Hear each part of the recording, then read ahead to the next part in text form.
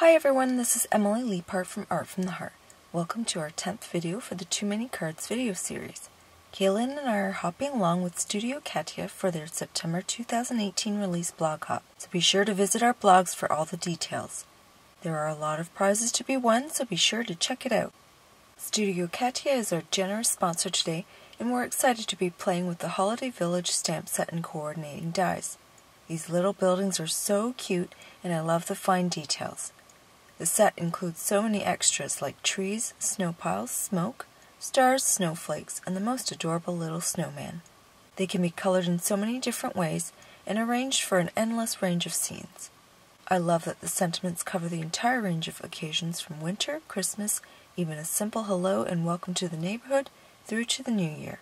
We're also featuring the Dotted Shaker Tag 3 and Trimmings Borders dies. I'll be making 2 tags and a card featuring all of these dies to show you a few different ways to use them. Studio Katia is also introducing a new glue stick, which is so cute, very ergonomic, and one of the best glues I've ever used. I received a few packets of Studio Katia's awesome sequins, so I thought I'd show them to you. You can see just how amazing and sparkly they are on video. This first pack is the 3mm crystal clear sequins, which is one of my favorites. The next pack is the Silver Polka Fusion sequins, and these are part of today's release. They look like little disco balls, and I just love the holographic dots on them. This next pack is called Christmas Confetti, also part of today's release, and it includes the classic red and green with silver and gold. These sequins are flat, and each color comes in several sizes. The last 3 packs are the Gold Crystals, July Crystals, and September Crystals, all of which are faceted like diamonds. I'll be making 2 shaker tags first, and I start by stamping 3 sets of the Holiday Village images on watercolor cardstock using my Misty stamping tool. I do this so I can color everything all at once and have enough images to mix and match on the 3 scenes I'll be creating. I know I'll have extras, but they're nice to have on hand for quick and easy last-minute cards. I'm using VersaFine pigment ink so I can heat emboss the images for easy watercoloring. I stamped 3 sets of these images, but I won't show the 3rd stamping since it's all the same. Next, I will use sparkle embossing powder to make my images extra festive. Yes, I'm also going to use sequins and some shimmer spritz, but why not go all the way and make everything sparkly, especially when it comes to the holidays. I'm going to show you the coloring for one set of the images and finish the rest off screen. I've chosen my color palette of Distress inks, and I'll use the same colors for all of the images as well as the backgrounds, which will be created using the Dotted Shaker Tag die and Trimmings Borders dies. I'm also speeding up this process 20 times to keep the video a reasonable length because I know you have a lot of hopping to do after this. The greens I'm using are crushed olive and peeled paint. The grays are pumice stone and hickory smoke. The pinks are Victorian velvet, worn lipstick, and festive berries. And the browns are antique linen and brushed corduroy. Wherever I used antique linen, I ended up adding a second layer since it seemed too light.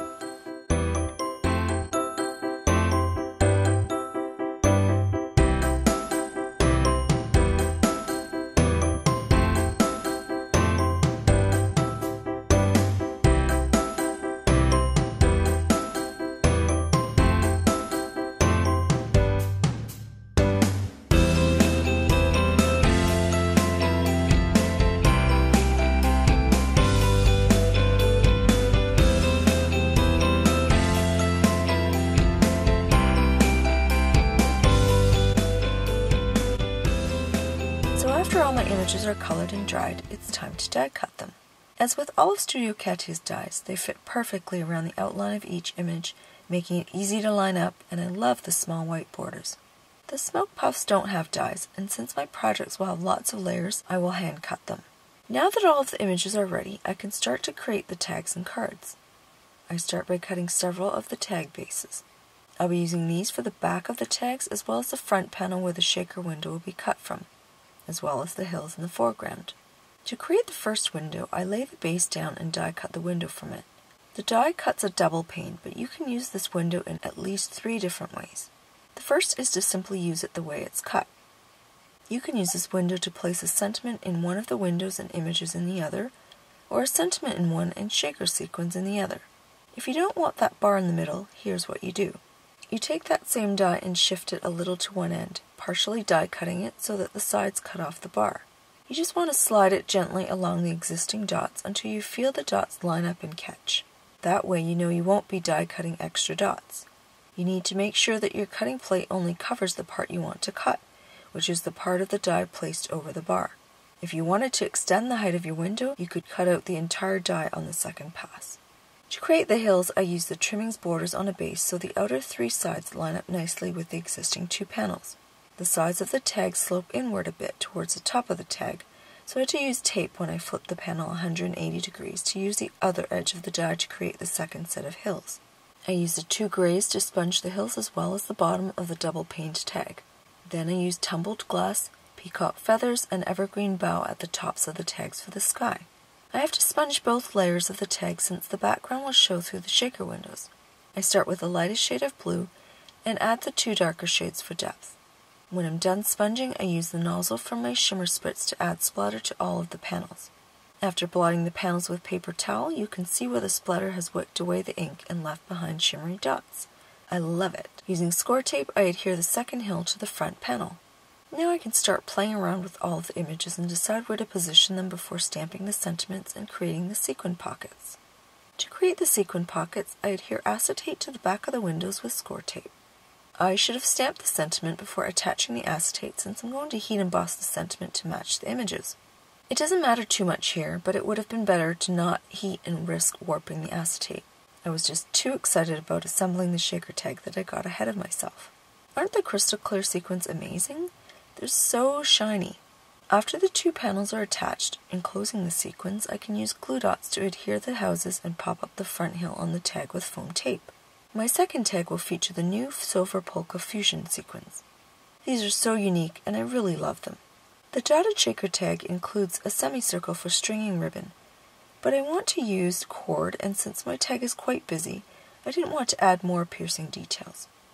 Plus, my tag was already assembled, so it was easiest to use a long reach hole punch. This one is sized at 1/8 of an inch and is one of my favorite hole punches. To create the bows, I cut a piece of black and white cord and loop it through the hole twice. Then I tie the knot right at the top of the punched hole so that you can see the cord wrapping around the top of the tag. It's a nice detail and I don't want to hide it. As in previous videos, I often use a glue dot to secure the knot to keep the bow from coming undone. And then I use multi-medium adhesive to coat the cord and give it a certain curve. Holding it for a few seconds while it dries does the trick. That way the tails don't just hang straight or in front of the images. Now my tags are done. Aren't they the cutest? I just love this shaker tag die and everything you can do with it. Even if you don't want to create shaker tags, you could use the pieces from the windows to create labels for the tags. You could even use those pieces on cards. For my third and final project, which is a card, I created a frame using Studio Katia's Dotted Pattern Set 1 dies. The hills were die cut using the single hill die from the newly released trimmings borders. This time I used the 3 pink inks for a sunset, and I wanted to create hills that looked as if winter had just started, and there was still grass showing underneath a light dusting of snow. I'm constantly restacking all the layers after sponging to see how the colors look together, and also to determine if I need to add more color to certain layers. Now I'm ready to splatter with shimmer spritz, and the bottle gave me a scare when it tipped over. After the cleanup, I continued to splatter each layer and wick away the excess, revealing the shimmery dots. After determining placement of the images, I stamp my sentiment, and I want it curved just like on the first tag. Then I heat emboss the sentiment and assemble the card. I adhere the images to the front hill using glue dots. Then I use score tape to adhere the hill to the frame. Next, I adhere the framed piece to the second hill using foam tape. This will create dimension between the hills. Then I use a combination of score tape and foam tape to adhere the frame and hills to the background panel. After adhering all of the images in place, I attach the entire piece to a wood grain card base. Now I can embellish the scene a bit with sequins. I'm going to use the fabulous new glue tube. First, I place 3 gold sequins from the new Christmas confetti mix. Then I add gold crystals to their centers. I love how perfectly these are sized to fit inside the Christmas confetti. I add a few more on their own, and now my card is done. Here are my finished projects featuring Holiday Village, dotted shaker tag, and trimmings borders. I just love all of these adorable little scenes, and I hope you do too. Studio Katia is giving away two $50 gift certificates on each day of the hop, and winners will be chosen from the comments left on all blogs of the hop. There will also be a $25 gift certificate offered at each stop of the blog hop. Kaylin and I are giving away one $50 gift certificate on each of our YouTube channels, so be sure to stop there and leave some love. Be sure to leave all comments by 11:59 p.m. Eastern on Saturday, June 2nd, 2018. All winners will be announced on Sunday, June 3rd on the Studio Katia blog. Please head over to Kaylin's blog and YouTube channel using the link below to see her take on Holiday Village. Thanks so much for watching.